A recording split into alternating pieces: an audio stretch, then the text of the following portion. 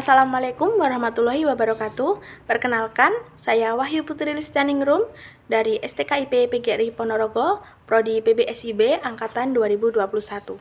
Di sini saya akan membacakan sebuah cerpen untuk memenuhi tugas keterampilan menyimak. Cerpen tersebut berjudul Keping yang Terserak, karya RN Latifah dan Nurul Fitrati. Keping yang terserak. Senja ini aku berkaca pada rasa. Cinta tak sekadar kata dalam bicara, juga bukan pula tawanan mata. Namun, gelombang cahaya dalam jiwa yang menyatu bermuara pada surganya. Sore yang dingin. Gerimis baru saja turun menyisakan bulatan-bulatan embun di pucuk daun. Suaranya membelah kesunyian dalam hati. Ciganjur benar-benar dingin, seolah menyempurnakan kebekuan di jiwa. Secangkir teh hangat yang baru saja kuseruput tidak mampu menyisakan kehangatan. Juga sepiring kecil keong mas yang sengaja kumasak untuk mengusir sepi yang dingin senja itu juga tak berbekas di tubuh dan jiwaku. Perlahan, kubuka pintu kamar anak-anak di selasar ruang bawah. Memandangi anak-anak kala tertidur lelap adalah anugerah indah yang selalu kunikmati bertahun-tahun ini. Rama dan Randa tak juga terbangun meski pendingin ruangan kamar dikecilkan suhunya. Berharap sore itu akan ramai ditengkahi suara anak-anak yang riang berceloteh. Namun nyatanya mereka memilih terbang bersama mimpi-mimpinya. Apa kabar dengan Mas Pras, ayah Rama dan Randa? Tepat hari ini genap 10 tahun kami mengikat janji. Ah ya, baru aku ingat kalau hari ini adalah hari ulang tahun pernikahan kami yang ke-10. Rasanya hambar, karena bagi kami tak ada tanggal yang istimewa. Semuanya selalu berjalan biasa saja. Mas Pras melakukan rutinitas kegiatan pribadinya sepulang kerja, mandi, sholat, dan kembali mengetik di depan laptop sebelum akhirnya masuk ke kamar dalam keadaan mengantuk.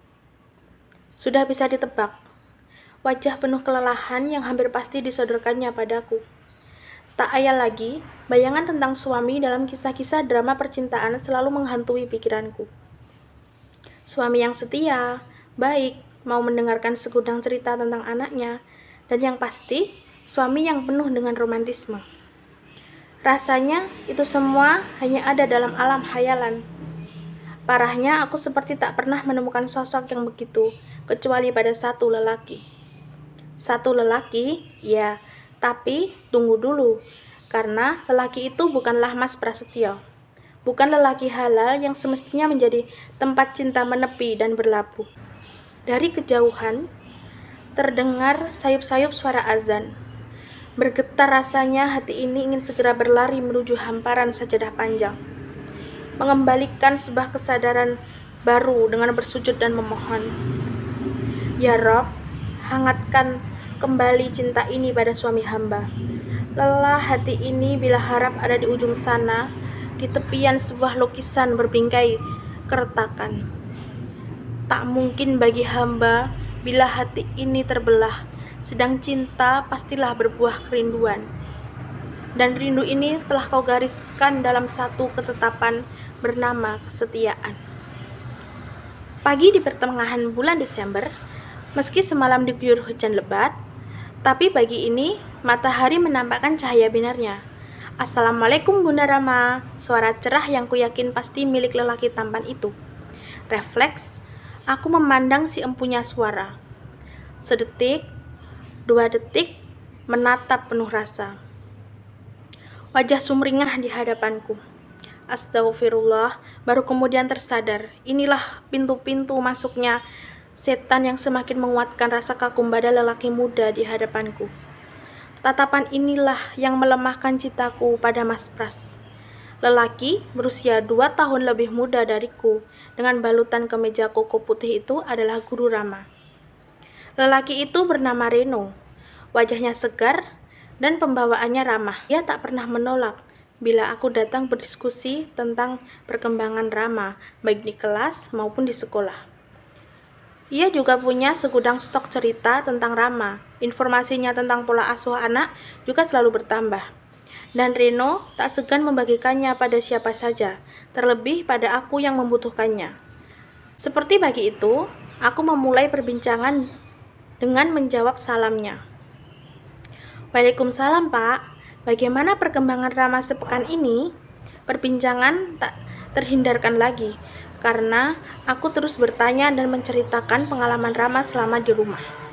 Rasanya waktu begitu singkat berlalu bagi kami berdua untuk terus bertukar kabar tentang Rama. Selalu saja ada alasan bagiku dan baginya untuk saling menyapa. Minimal sepekan sekali kami mengobrol di jam sepulang Rama sekolah. Tentu saja bersama Rama. Aku ditemani mengobrol dengan lelaki tampan itu. Lelaki itu bagaimana bisa kulupa jika senyumnya terus menghiasi alam bawah sadarku. Suaranya terus mengisi akhir pekan, dan sapaannya menghangatkan pagiku. Nasihat-nasihatnya tentang pola asuh anak terus saja aku simak, sembari memetik satu persatu manfaatnya. Bersamanya, hatiku meleleh bak lilin yang dihangatkan oleh percikan api. Keadaan ini diperparah jika sampai di rumah. Rama tak henti-hentinya berceloteh riang tentang gurunya itu. Bunda, Pak Reno baik ya. Tadi aku dibelikan coklat 3 batang. Katanya yang satu buat aku, yang satunya lagi buat Mas Randa, dan yang satunya buat... Seketika Rama berhenti berbicara. Matanya mengerjap-ngerjap tanda ragu meneruskan kalimatnya. Buat siapa, Rama? Aku tak sabar ingin mendengar kelanjutannya berbicara. Dalam hati, aku hanya bisa berharap lelaki tampan itu memberikan perhatiannya lebih besar kepadaku melalui sebatang coklat. Kasih tahu nggak ya? Kali ini matanya mengerling nakal ke arah bundanya. Kasih tahu dong. Tanganku sudah siap mendaratkan cubitan di pipinya. Buat Rama dong. Haha, kabur.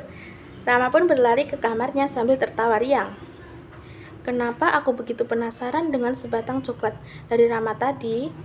Kalau aku mau, aku bisa meminta coklat lebih banyak kepada Mas Pras, tapi harapanku pada Pak Guru Reno, lelaki tampan itu jauh lebih besar ketimbang kepada lelaki halal yang telah mendampingiku selama 1 dasawarsa.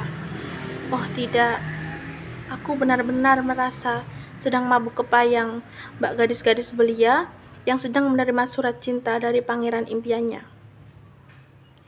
Aku tahu rasanya ini tak boleh dibiarkan berlarut-larut.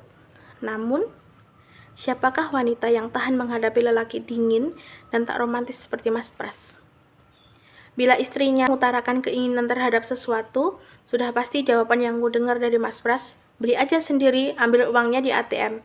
Kemarin aku sudah transfer ke rekening kamu. Dengan nada suara datar dan tatapan mata yang nyaris tak beralih sedikit pun dari layar laptopnya. Dingin dan tak romantis sama sekali. Mas Pras, jangan anggap aku seperti Mbak Rum. Pembantu kita itu ya. Aku istrimu, wanita yang halal untuk dibelikan kejutan-kejutan indah, yang sejujurnya hingga kini masih mendambanya. Nyaris putus asa ketika aku menerima reaksinya saat kukatakan kalau aku menginginkan kejutan-kejutan indah. Kamu ini loh, kok kayak anak kecil aja? Kamu kan bisa beli sendiri. Aku sudah capek-capek bekerja cari uang, masih juga harus mengurus hal yang gak penting sama sekali. Gak penting katanya. Ini urusan hati, bukan sekadar urusan beli-membeli. Mas Pras, apakah suara hati istrimu juga menurutmu tidak penting? Suara hati yang mana? Aku sudah penuhi semua kebutuhanmu. Uang sudah tiap bulan aku transfer. Kita pun tidak ada masalah di tempat tidur. Lalu apa lagi? Jawab Mas Pras dengan santai. Kau pikir kita menikah hanya untuk tujuan tempat tidur dan dapur? Tidakkah kau tahu, aku selalu berharap kau ada waktu untuk mendengarkan cerita tentang anak-anak kita, Rama dan Randa. Tidakkah kau rasakan istrimu merindukan saat-saat kita sholat berjamaah, makan, nonton, belanja, dan rekreasi berdua? Semua itu tidak pernah kau berikan sejak kita menikah. Di rumah kau hanya sibuk dengan laptop dan kertas kerjamu saja. Kau hanya ada waktu berdua denganku saat kita sudah masuk kamar sebelum akhirnya kau tertidur kelelahan. Itukah kau namakan cinta? Ucapku dengan emosi. Lalu, siapa Reno itu? Kenapa Rama sering menyebut-nyebut namanya? Tanya Mas Pras sambil memalingkan wajahnya ke arahku. Wajahku pias. Bukannya Mas Pras mengakui kesalahannya, justru mengalihkan pembicaraan pada Reno. Sesak dada ini dibuatnya. Mas Pras memang bukanlah tipikal orang yang senang membentak. Tapi kata-katanya yang hanya sedikit itu serasa menusuk-nusuk hatiku. Reno itu guru Rama, tempat aku bercerita dan bertanya banyak tentang permasalahan anak-anak kita. Kamu pikir aku bisa menyelesaikan semuanya sendiri? Ketahuilah, Rama dan Randa seringkali menangis di kelas. Mereka kehilangan sosok ayahnya. Setiap kali teman-temannya bercerita dengan bangga mengenai ayah mereka, Rama dan Randa akan menangis terseduh. Dan tempat pelarian mereka jatuh pada Reno. Jangan salahkan guru itu, karena dia sudah banyak mengisi kekosongan hati anak-anak. Kekosongan hati anak-anak dan bundanya, begitu kan maksudmu? Kau ini sungguh keterlaluan. Kamu pikir aku selama ini lelah bekerja untuk siapa? Dan kalian memanfaatkan kesempatan dalam kesempitan. Kali ini wajah Mas Pras merah padam. Aku bisa merasakan kemarahan yang selalu dipendamnya. Mas Pras memang tidak pernah marah pada kami, tapi tidak juga pernah kegembiraan ataupun kerinduan ia tampakkan. Semuanya datar dan biasa saja, seolah tak pernah ada yang istimewa di antara kami. Bagaimana mungkin ada lelaki sedatar itu, meski dengan istrinya sendiri? Sungguh aku tak habis pikir. Aku terisak perih setelah meluapkan semua pendaman emosi selama ini pada Mas Pras. Luluh lantak sudah hatiku, remuk redam cintaku. Apa kabar cinta? Masihkah ia bersemayam di dasar hati? Aku tahu, ini bukan saat yang tepat bagi Mas Pras untuk mendengarkan keluh kesah. Karena setengah jam lagi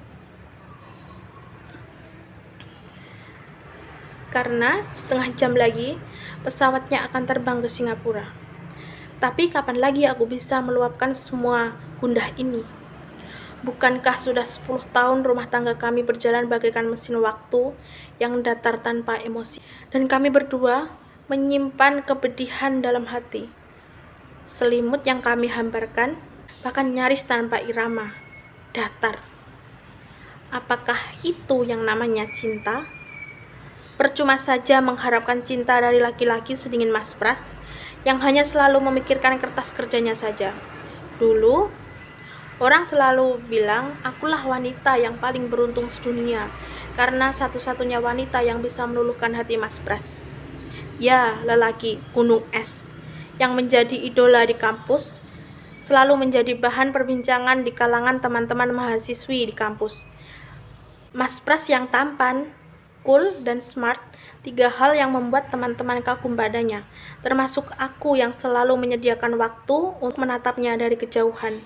Memandang Mas Pras di siang hari, rasanya mampu mencairkan kepenatan tubuh usai praktikum di kampus. Dan aku baru menyadari, jika perhatian yang kuberikan tidak bertepuk sebelah tangan. Lelaki gunung es itu yang bertandang ke rumahku tanpa terduga dan terkira. Tiba-tiba saja, ia bercerita bahwa bulan ini sudah diterima bekerja di perusahaan IT terkemuka di Jakarta. Dan secara mengejutkan pula, ia menyodorkan pertanyaan yang selalu ditunggu-tunggu oleh wanita manapun di dunia ini. Raina, bersediakah kamu kuboyong ke Jakarta dan kelak menjadi ibu bagi anak-anakku? Tanyanya. Namun, belum pernah ada kata cinta yang terucap dari lisannya. Yang kuingat setelah itu hanyalah akad nikah yang kami gelar secara sederhana di rumahku. Begitu lelaki gunung es dengan kebukuan sikapnya. Dan selama 1 dasawarsa aku hidup seatap dengannya, rasanya aku masih terus mendambakan romantisme tercipta di antara kami. Aku memandang sisa embun di pucuk daun. Resahku tak berujung, bahkan kini mulai menggigil kedingin. Sentuh ujung jemari kaki dingin dan bergetar. Demam. Ku tarik selimut tebal dan mulai merebahkan diri di pembaringan. Ada sesuatu yang terasa melilit di bagian tubuh. Ku raba perut. Oh ya, sakitnya terasa tepat di bagian tengah. Jam berapakah ini? Apa aku memikirkan Mas Pras hingga jam makan terlewat?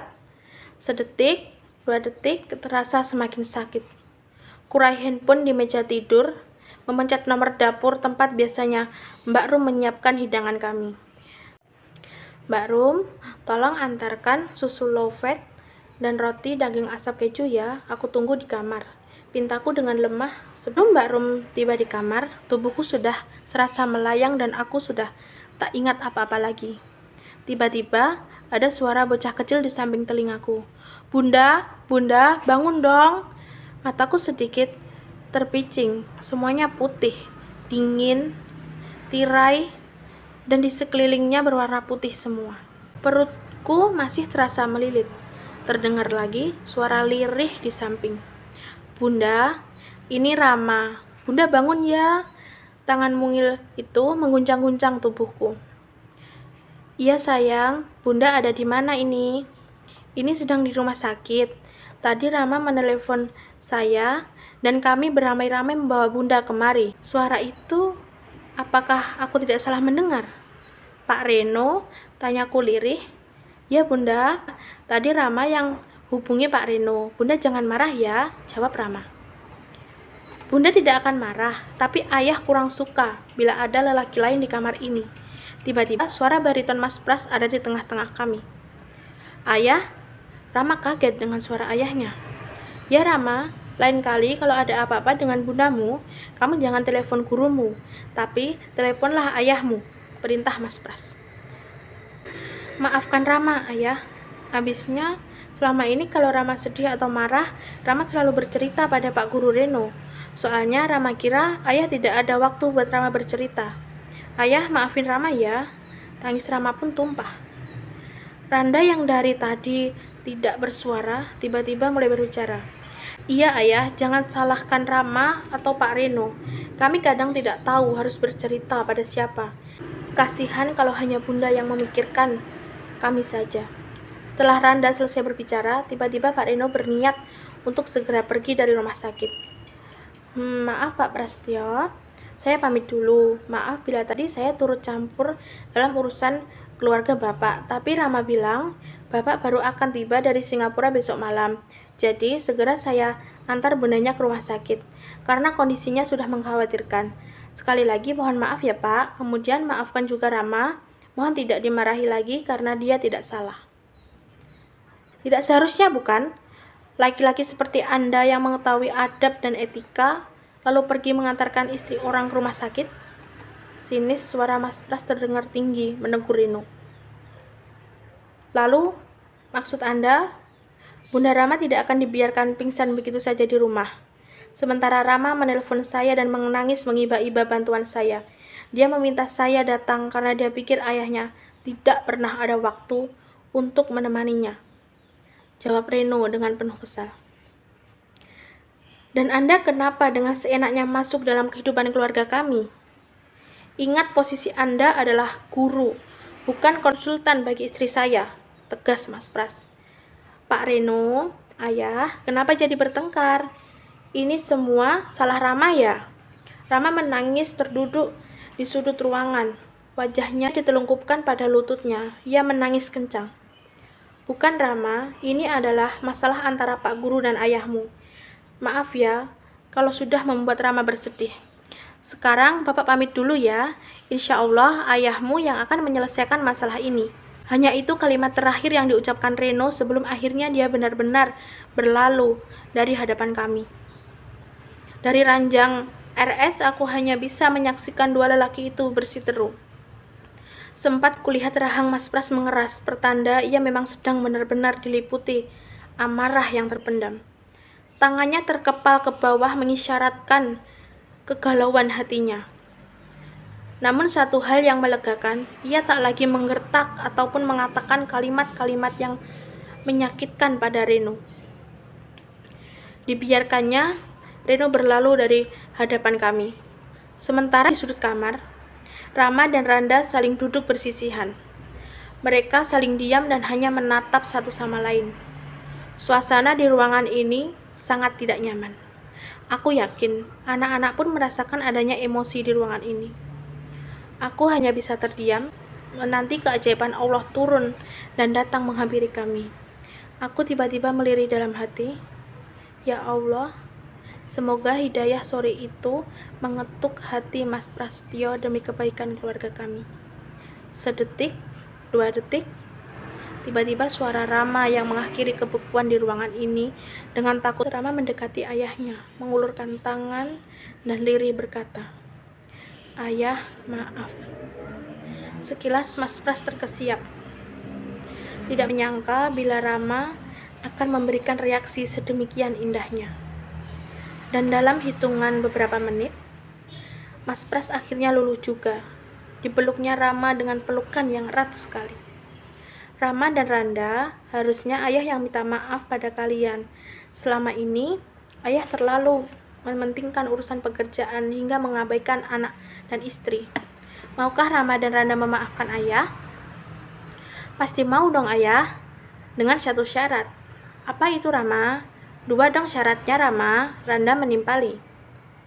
Iya, 2 syaratnya ayah. Coba tebak apa ayo?